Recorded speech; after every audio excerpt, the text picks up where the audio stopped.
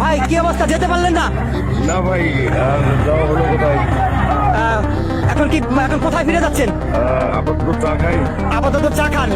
এই যে আন্দোলন, এই আন্দোলনটা আপনারা কি চোখে দেখছেন আপনারা সাধারণ মানুষ হিসাবে? যে ওনারা রোড ব্লক করছে, কিন্তু কোনো যাত্রী বা আমরাও গাড়ি নিয়ে অনেকেই দেখলাম কারোর আক্রমণ করে নাই। এটা আমার খুব ভালো লাগছে। ওরা গাড়ি করে আক্রমণ করে নাই।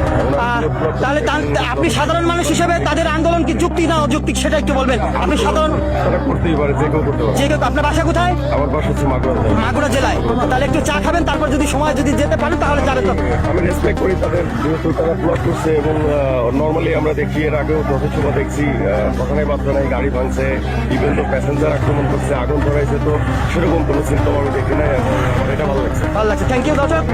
এখান থেকে কিন্তু আজকে যিনি ঢাকা যাওয়ার জন্য রওনা দিয়েছেন, মাগুরা থেকে এসেছিলেন, তিনি কিন্তু যেতে পারলেন না। অর্থাৎ তিনি বলেছেন যে তাদের আন্দোলন কিন্তু ভালো লেগেছে। কারণ দর্শক, আওয়ামী লীগের কেন্দ্রীয় কার্যালয় এখন ইনকিলাব মঞ্চ ও ছাত্র শিবিরের দখলে। আমরা এই মুহূর্তে সরাসরি আপনাদেরকে যুক্ত করেছি আওয়ামী লীগের কেন্দ্রীয় কার্যালয় ঠিক সামনে থেকে। আমরা দেখতে পাচ্ছি আওয়ামী লীগের কেন্দ্রীয় কার্যালয়ের সামনে অবস্থান করছে ইনকিলাব মঞ্চের মুখপাত্র ওসমান হাদি এবং ছাত্র শিবিরের নেতাকর্মীরা যৌথভাবে কিন্তু ইনকিলাব মঞ্চের সামনে অবস্থান করছে এবং এই জায়গাটি এখন পুরোপুরি তাদের নিয়ন্ত্রণে নিয়েছে।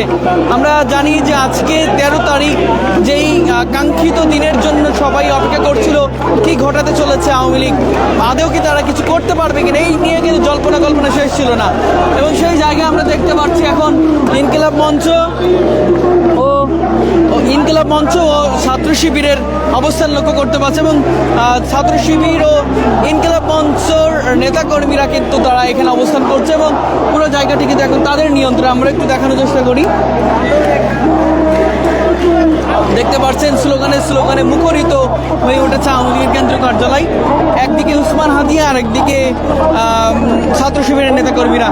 আমরা একটু দেখানোর চেষ্টা করি দর্শক। সব মিলে কিন্তু পুরো জায়গা কিন্তু আওয়ামী লীগের জায়গা, পুরো জায়গাটি কিন্তু ইনকিলাব মঞ্চ এবং ছাত্র শিবিরের নেতাকর্মীরা দখল করে রেখেছে। আপনারা লক্ষ্য করলে বুঝতে পারবেন যে আওয়ামী লীগের যে মূল ফটকটি রয়েছে, সেই মূল ফটকে লেখা রয়েছে বাংলাদেশ ছাত্র শিবির ঢাকা মহানগর দক্ষিণ। তারা কিন্তু এখানে একটি তাদের ফেস্টুনও টাঙিয়েছে। সব মিলে আমরা যদি দেখানোর চেষ্টা করি, ডানে বামে চারিদিকে